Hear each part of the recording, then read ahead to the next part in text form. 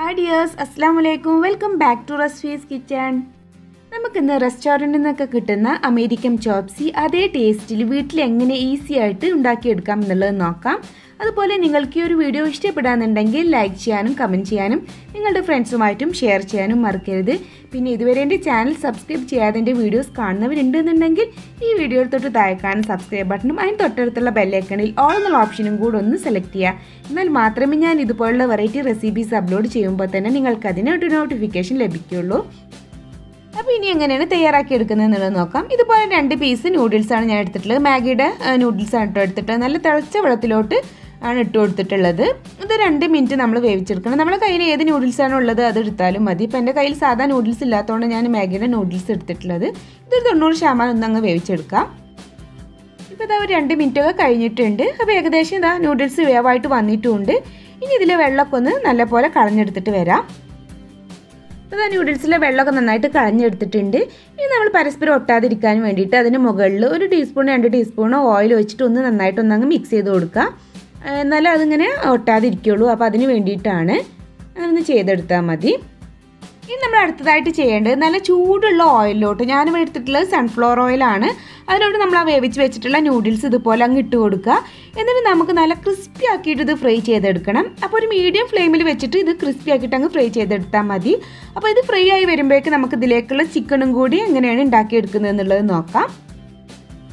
അപ്പോൾ അതിന് വേണ്ടിയിട്ട് ഞാൻ സ്റ്റൗവിലൊരു പാൻ വെച്ചിട്ടുണ്ട്. അതിലേക്ക് 2 ടീസ്പൂൺ ഓയിൽ ഒഴിച്ച് കൊടുക്കുന്നുണ്ട്. അതൊന്ന് ചൂടായി വരട്ടെ. ഏകദേശം ഒന്ന് ചൂടായി വന്നപ്പോൾ അതിലേക്ക് ഞാൻ 1 ടീസ്പൂണ് വെളുത്തുള്ളി ചെറുതായിട്ട് കട്ട് ചെയ്തതും 1 ടീസ്പൂൺ തന്നെ ഇഞ്ചി ചെറുതായിട്ട് കട്ട് ചെയ്തതുമാണ് ഇട്ട് കൊടുത്തിട്ടുള്ളത്. ഇനി ഇത് രണ്ടും കൂടി നന്നായിട്ടൊന്നങ്ങ് വഴറ്റിയെടുക്കാം.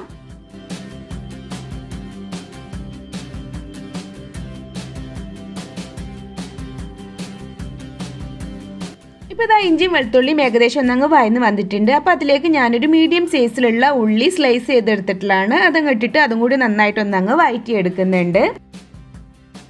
അപ്പോൾ ഇതാ ഉള്ളി ഏകദേശം ഒന്നങ്ങ് വഴന്ന് വന്നിട്ടുണ്ട്. അധികം അങ്ങ് കളർ ചേഞ്ച് ചെയ്യേണ്ട ആവശ്യമൊന്നുമില്ല. ജസ്റ്റ് ഒന്നങ്ങ് വഴന്ന് വന്നാൽ മാത്രം മതി.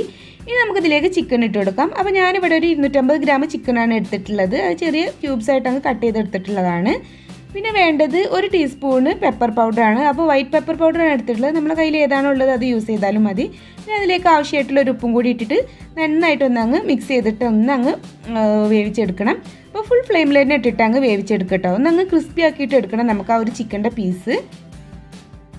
അപ്പോൾ ഇതാ നൂഡിൽസ് നല്ലപോലെ അങ്ങ് ഫ്രൈ ആയിട്ട് വന്നിട്ടുണ്ട്. നല്ല ക്രിസ്പി ആയിട്ടുണ്ട് കേട്ടോ. ഇത്രക്ക് കളർ ചേഞ്ച് ചെയ്യണം എന്നുള്ളവർക്ക് ഇത്ര ആക്കിയാൽ മതി. അല്ലാന്നുണ്ടെങ്കിൽ ഇത് മുമ്പ് തന്നെ അങ്ങ് കോരിയെടുക്കാം.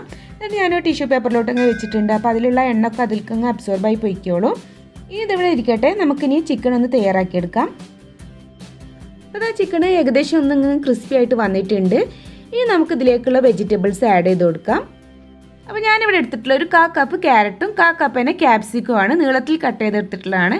അതങ്ങ് ആഡ് ചെയ്ത് കൊടുക്കുന്നുണ്ട്. പിന്നെ വേണ്ടത് ഒരു 1/4 കപ്പ് തന്നെ ക്യാബേജാണ്. അത് ഇതുപോലെ ചെറുതായിട്ട് കട്ട് ചെയ്തെടുത്തിട്ടുള്ളത് തന്നെയാണ്. അതും കൂടി അങ്ങ് ഇട്ടിട്ട് ഇതെല്ലാം കൂടി നന്നായിട്ടൊന്നങ്ങ് മിക്സ് ചെയ്ത് കൊടുക്കാം. അപ്പോൾ ഈ ഒരു ഹൈ ഫ്ലെയിമിൽ തന്നെ വെച്ചിട്ട് നമുക്കിത് വഴറ്റിയെടുക്കണം കേട്ടോ. അപ്പോൾ ഈ ഒരു വെജിറ്റബിൾസൊക്കെ ഒന്ന് ക്രിസ്പി ആവുന്ന രീതിയിലാണ് നമുക്കിത് വഴറ്റിയെടുക്കേണ്ടത്. ഇപ്പോൾ ഇതാ വെജിറ്റബിൾസൊക്കെ ഏകദേശം ഒന്നങ്ങ് ക്രിസ്പി ആയിട്ട് വന്നിട്ടുണ്ട്. അപ്പോൾ ഇനി നമുക്കിതിലേക്ക് സോസ് ആഡ് ചെയ്ത് കൊടുക്കണം. അപ്പോൾ ഞാൻ 2 ടീസ്പൂണ് ടൊമാറ്റോ കെച്ചപ്പും അതുപോലെ തന്നെ 2 ടീസ്പൂണ് ഹോട്ട് റെഡ് ചില്ലി സോസുമാണ് എടുത്തിട്ടുള്ളത്. അത് രണ്ടും കൂടി മിക്സ് ചെയ്തെടുത്തിട്ടുള്ളതാണ്. അതിലേക്ക് അങ്ങ് ആഡ് ചെയ്ത് കൊടുക്കുന്നുണ്ട്. ഈ ഒന്നങ്ങ് മിക്സ് ചെയ്ത് കൊടുത്തതിന് ശേഷം ഇനി നമുക്കിതിലേക്ക് ആഡ് ചെയ്ത് കൊടുക്കേണ്ടത് 1 ടീസ്പൂണ് വിനാഗിരിയാണ്. പിന്നെ വേണ്ടത് ഒരു 1/2 ടീസ്പൂൺ, ഒരു മധുരത്തിന് വേണ്ടിയിട്ട് 1/2 ടീസ്പൂൺ ഷുഗറും കൂടി അങ്ങ് ആഡ് ചെയ്ത് കൊടുക്കുക. എന്നിട്ട് നന്നായിട്ടൊന്നങ്ങ് മിക്സ് ചെയ്ത് കൊടുക്കണം. കുറച്ച് ടൈം ഇതുപോലെ നന്നായിട്ട് മിക്സ് ചെയ്തിട്ട് അതിൽ കിടന്നൊന്നങ്ങ് വേവാവട്ടെ. ഇനി നമുക്കിതിലേക്ക് കുറച്ച് കോൺഫ്ലവർ ഒന്ന് കലക്കി വയ്ക്കണം. അപ്പോൾ അതിന് വേണ്ടിയിട്ട് ഞാൻ ഒരു 2 ടീസ്പൂണ് കോൺഫ്ലവർ എടുത്തിട്ട് കുറച്ച് വെള്ളത്തിൽ, ഒരു 1/4 കപ്പ് വെള്ളത്തിൽ അങ്ങ് കലക്കി എടുത്തിട്ടുള്ളതാണ്. അത് ഇതിലേക്ക് അങ്ങ് ഒഴിച്ചു കൊടുക്കാം.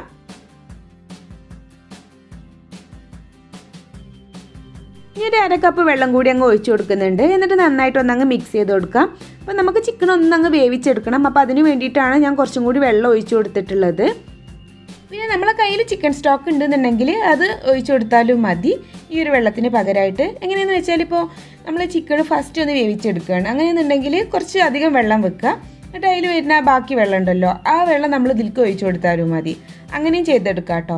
ഇതിപ്പോൾ ഞാൻ ഇതിൽ തന്നെ ഇട്ട് വേവിക്കണോണ്ട് അതിൻ്റെ ഒരു ആവശ്യമില്ല, അതുകൊണ്ടാണ് ഞാൻ കുറച്ച് വെള്ളമായിട്ട് ഒഴിച്ചു കൊടുത്തിട്ടുള്ളത്. ഇപ്പോൾ ഇതാ ചിക്കൻ ഏകദേശം നല്ല വേവായിട്ടൊക്കെ വന്നിട്ടുണ്ട്. സോസൊക്കെ നല്ല കറക്റ്റ് ലെവൽ തന്നെയാണ്. അതുപോലെ തന്നെ ഉപ്പ്, ആ ഒരു ഷുഗറിൻ്റെ ലെവൽ ഒക്കെ നല്ല കറക്റ്റായിട്ട് വന്നിട്ടുണ്ട്. അങ്ങനെ എന്തെങ്കിലുമൊക്കെ കുറവുകളൊക്കെ ഉണ്ടെന്നുണ്ടെങ്കിൽ ഈ ഒരു ടൈമിൽ നമ്മൾ ആഡ് ചെയ്ത് കൊടുക്കാം കേട്ടോ. ഇനി ഞാൻ ഫ്ലെയിം അങ്ങ് ഓഫ് ചെയ്യാണ്.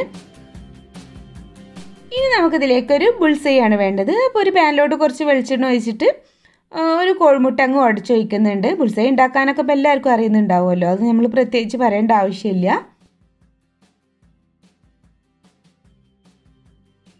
ഇപ്പോൾ ഇതാ ബുൾസൈയും റെഡി ആയിട്ടുണ്ട്. ഇനി നമ്മളത് എങ്ങനെയാണ് അറേഞ്ച് ചെയ്തെടുക്കുന്നതെന്ന് നോക്കാം. ഇതാ നമ്മുടെ ക്രിസ്പി ആയിട്ടുള്ള നൂഡിൽസ് നമ്മൾ ഏത് പ്ലേറ്റിലാണോ സെർവ് ചെയ്യണത് അതിലോട്ടങ്ങ് മാറ്റി വയ്ക്കുക. അപ്പോൾ അടിഭാഗത്ത് വരിക നമ്മുടെ ഈ ഒരു ക്രിസ്പി ആയിട്ടുള്ള നൂഡിൽസാണ് കേട്ടോ. അതിന് മുകളിൽ നമ്മൾ നേരത്തെ റെഡിയാക്കി വെച്ചിട്ടുള്ള ആ ഒരു സോസ് ഉണ്ടല്ലോ, അത് കംപ്ലീറ്റ് അങ്ങ് വെച്ച് കൊടുക്കുക.